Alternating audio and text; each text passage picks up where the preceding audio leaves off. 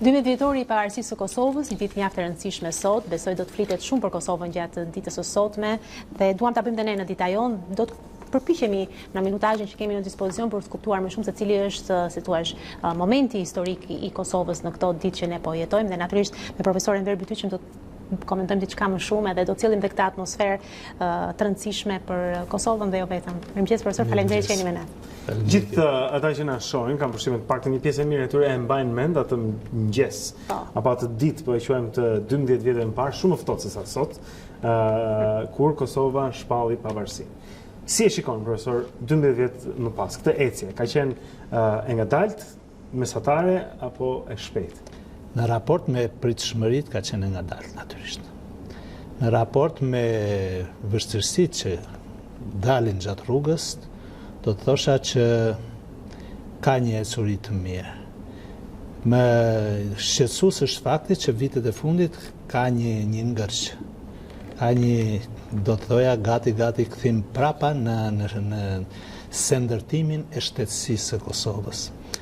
Por gjithsesi unë do të thosha që zhvillimet e këtij viti, që sapo u mbyll në Kosovë dhe ndryshimet politike atje, do të sjellin rikthimin e Kosovës në një do të thosha në një ritëm të ri të zhvillimeve, të implementimit të shtetësisë, të forcimit të institucioneve dhe përpasoj edhe të njohjes përfundimtare ndërkombëtare të saj.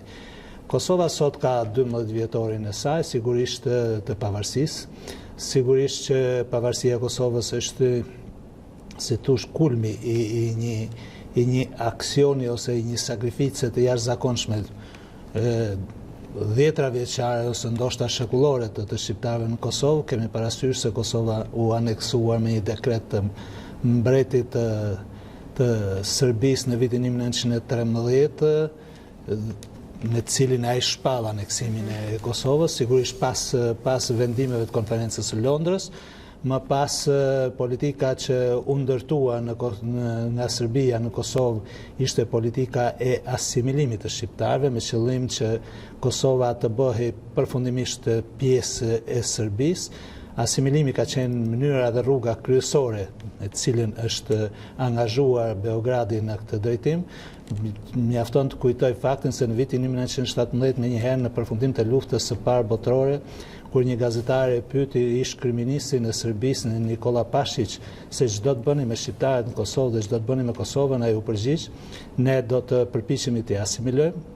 Nëse nuk dëshirojnë të asimilohen politike, ka vazhduar më tej deri me Çubrilovicin dhe me sa programe dhe projekte të Akademisë Shkencave, të Kishës, të Shtetit, të Shtabit Përgjithshëm të ushtrisë serbe deri tek ai aksioni i fundit i janarit të vitit 1999, i quajtur aksioni Patkoj i Miloševićit, kur ne dim që në zhvillimin e këtij aksioni kishte një projekt tjetër të Shtabit Përgjithshëm të ushtrisë serbe, të komanduar natyrisht nga Miloševići, për shpopullimin e Kosovës, pra për dëbimin e shqiptarëve dhe për serbizimin e saj, një projekt i cili ra në duart e sigurimit bullgar dhe nga aty shkoi në duart e ministrës së jashtme të asaj kohe të Bullgarisë dhe ajo vajti ekskluzivisht në Berlin dhe ja dorëzoi Joshka Fischer.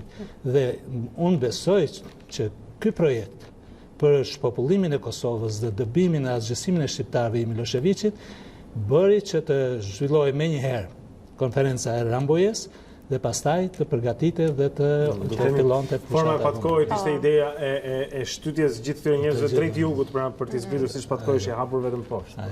Në fakt, në këtë 12 vjetor është një tjetër aspekt interesant që do të komentohet shumë, është marrëdhënia midis Shqipërisë dhe Kosovës, i cili gjithmonë ka qenë tepër, si thua, tepër i fortë, gjithmonë Shqipëria ka lobuar për Kosovën.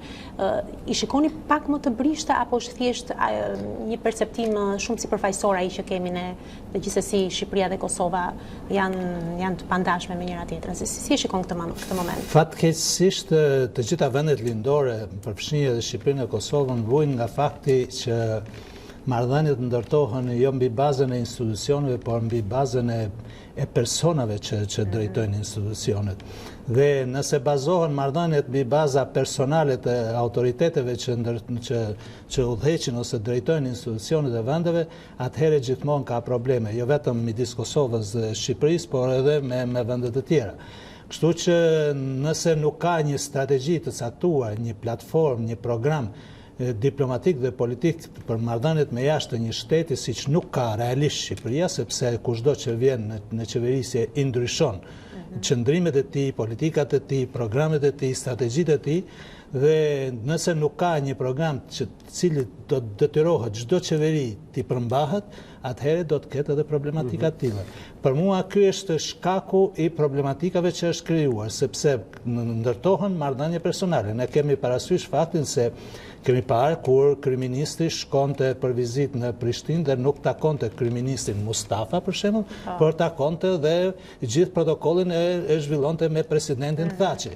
Çka do të thotë është diçka jashtë normales. Normaliteti konsiston në faktin që kryeministri ka një protokoll me kryeministrin e çdo vendi, presidenti me presidentin e çdo vendi. Por kur ndërtohen marrëdhënie personale me autoritetet e një shteti tjetër ose të një vendi tjetër, si të Shqipërisë me Kosovën, atëherë krijohen ngërçe të tilla. Dhe nëse veprohet kështu, atëherë krijohen çefmbetje, krijohen edhe konflikte dhe kontradikta të panevojshme, fare të panevojshme, të cilat çojnë deri në Profesor, çefmbetjet, jam shumë dakord me ju, megjithatë kam përshtypjen se kësaj radhe u kaluan edhe çefmbetjet e zakonshme. Akuza ka një padi që kryeministri Rama ka ndaj ish-kryeministrit kosovar Haradinaj. Kjo është e paprecedent në historinë e kombit ton, që njëri kryeministër padis tjetrin. Ndaj të themi që kjo ka kaluar caqet e një hatërmbetje. Është vërtet, dhe ajo është me vend ajo çfarë ndërhyt ju. Fakti është se nuk është ky shkaku, kështu ka nisë, por pastaj janë thellu. Shkaku, thash, është mungesa një strategjie të përbashkët në Kosovën. Që do të aplikojnë në të dy anët. Absolutisht. Nëse nuk ka një strategji të përbashkët të bashkëpunimit dhe të orientimit politik dhe diplomatik të dy vendeve, çka nuk ka prej vitit 2014-15 e këtej, nuk po them prej 13-s, atëherë konflikti do të jetë i natyrshëm. Dhe aq më tepër që ky konflikt pastaj që shkoi deri në padi ndaj kryeministrit të Kosovës, ky është një precedent i papërsëritur në marrëdhëniet e të gjitha vendeve në botë. Nuk ka ndodhur që një kryeministër personalisht të padit një kryeministër të një vendi tjetër, cili sa do armisor të kenë qenë vendet midis Shqipërisë dhe Kosovës janë të pakonceptueshme. Në fakt, duket sikur tani me ardhen e zotit Kurti si kryeministër, duket sikur po fillon sikur Kosova do të hap një epokë të re, duket sikur të paktën është ai perceptimi i parë, duket sikur gjërat do të ndryshojnë, edhe pse në marrëdhënie midis dy kryeministrave nuk është se rrjedh ndonjë dashuri shumë e madhe, të paktën ato takimet e para që kemi parë, nuk është se ka një situacion, një lloj ndjesie dhe një lloj përkrahje. Përse jashtë të paktën, sepse pikërisht pra, midis Kurtit e Ramës, që edhe po të ishin atje, do të ishin natyrshme midis dy kryeministrash që përfaqësojnë një këmbë. I kemi parë të ftohtë, i kemi parë të ngrysur, i kemi parë Ramën buzëqesh më fort me Vučić sesa me Kurtin dhe ndoshta anasjellës, edhe pse mendoj që Vučić dhe Kurti kanë një problem edhe më të madh me njëri tjetrin, por kjo është e natyrshme. Pra kjo ftohje sikur vazhdon edhe për te Haradinajt. Nuk pikërisht mungesa e një strategjie të përbashkët çon në konflikt me të gjithë leadershipin në Kosovë, jo thjesht me Haradinaj. Nuk është çështja Haradinaj apo pra kushdo që të jetë kryeministri i Kosovës dhe do të punojë dhe luftojë me opsionin e tij, me alternativën e tij për Kosovën, do të bjerë padyshim në kundërshtim me platformën dhe opsionin e zotit Rama, i cili ka një opsion dhe platformë tjetër. Unë kam thënë vazhdimisht, Shqipëria dhe Kosova kanë 1 milion arsye të kërkojnë një partner dhe strategjik në rajon. Ka një opsion tjetër, ka pikërisht këtë lloj opsioni. Nëse opsionet janë të ndryshme, atëherë konflikti është aty. Edhe nëse ata përqafohen, prap konflikti është aty brenda, nuk hikën dot. Ky është orientimi i gabuar i zotit Rama, për mendimin tim, është shkaku i të gjitha konflikteve që ndodhen. Nëse Thaçi është mbështetës i Ramës dhe i Vučić për arsye të tjera. Gazeta Zytoj që Zeitung e para 3 ditëve ato është e troç, po bëhen pazare në podrume që Kosova të zgjidh problemin me Serbinë në kurriz të Kosovës dhe zoti tha që të nënshkruajnë një marrëveshje me Vučićin dhe të tjerë se nuk do të shkojnë në gjykatën speciale në Hag.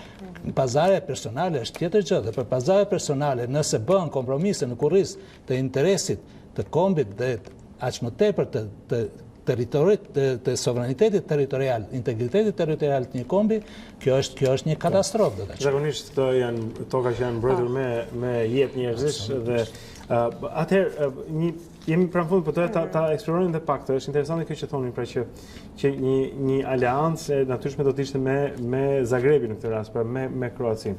Megjithatë, në çka ka ndodhur këto 5 vjet duket sikur Zagrebi është 1000 kilometra më larg se Beogradi nga Tirana. Absolutisht po.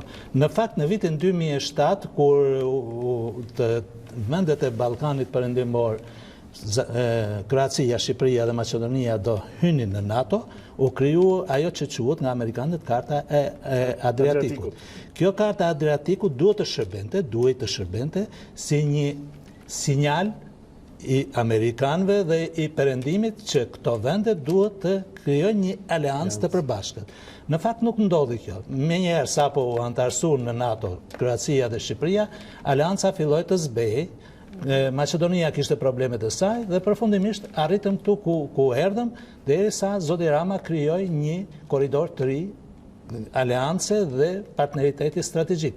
Unë e konsideroj me marrëdhënien e Shqipërisë me Serbinë një marrëdhënie të partneritetit strategjik që është krejt e pa imagjinueshme në momentin kur nuk është zgjidh konflikti me Kosovën.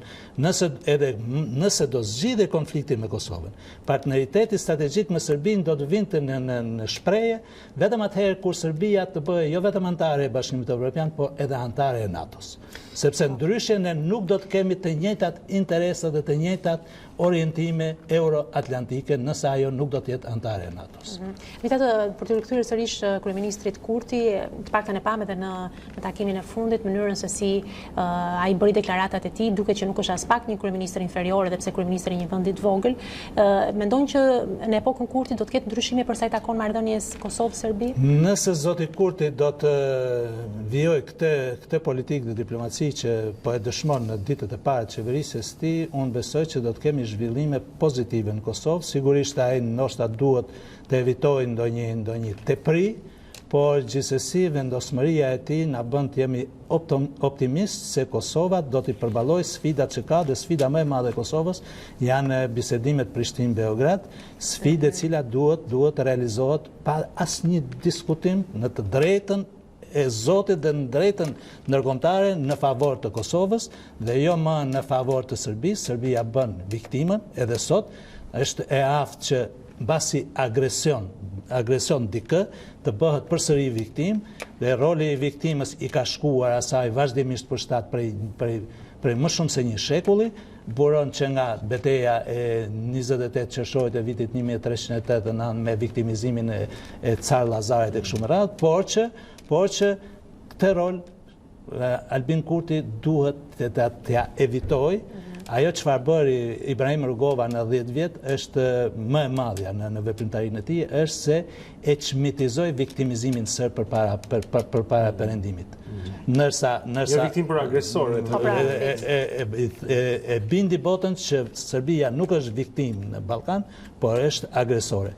Albin Kurti duhet bëjë këtë, dhe këtë duhet ta bëjë duke i kërkuar me çdo kusht llogari Serbisë për krimet që ka bërë në Kosovë. Po nuk i kërkuar llogarisë për krimet që ka bërë në Kosovë, Serbia nuk do të bindet. Ajo çfarë tha Kurti në mënyrë që tashti është koha që Serbia të çlirohet nga Kosova, ishte gjetja, unë nuk do ta konsideroj retorik, por është thelbi i asaj çfarë ka ndodhur në Kosovë. Ishte një gjetje e mrekullueshme do ta quaja, dhe besoj që nëse i përmbahet kësaj diplomacie dhe kësaj politike, mjafton të jenë të vendosur shqiptarët në Kosovë dhe leadershipi në Kosovë. Nuk ka nevojë, dikush tha që kur kundërshtohen marrëveshjet me Serbinë, thotë a jeni të zotët luftoni. Nuk është fjala të luftojnë shqiptarët. Shqiptarët kur nuk fitojnë me luftë, por me vendosmëri fiton se jenë të drejtën Nëse ke të drejtën me vete, askush nuk mund të thotë që jo, nuk mund të bëhet ose nuk ke të drejtën. Profesor Emir Bytyçi për të folur sot në 12 vjetorin e pavarësisë së Kosovës. Profesor, shumë faleminderit për kohën sot.